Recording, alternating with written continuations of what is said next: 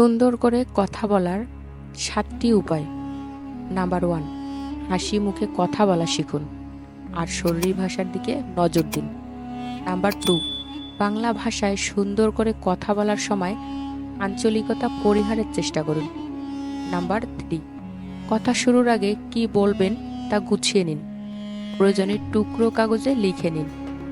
Number 4, যারা সুন্দর করে কথা বলেন তারা কিন্তু ব্যক্তি জীবনে অনেক পড়াশোনা করেন, পড়ার বিকল্প নেই। নাম্বার 5, আপনি পেশা জীবনে যার মতো হতে চান তাকে অনুসরণ করতে পারেন বা তার মতো করে কথা বলার বাক্য ব্যবহার আর শব্দ প্রয়োগে আয়ত্ত করুন। নাম্বার 6, যারা গুছিয়ে কথা বলেন তারা আসলে কম শব্দে খুব বেশি কাজের কথা বলেন। কথা বলার সময় জটিল বাক্য ব্যবহার করেন না। নাম্বার 7, হুট করে সুন্দর কথা বলা শিল্প আয়ত্ত আসে না।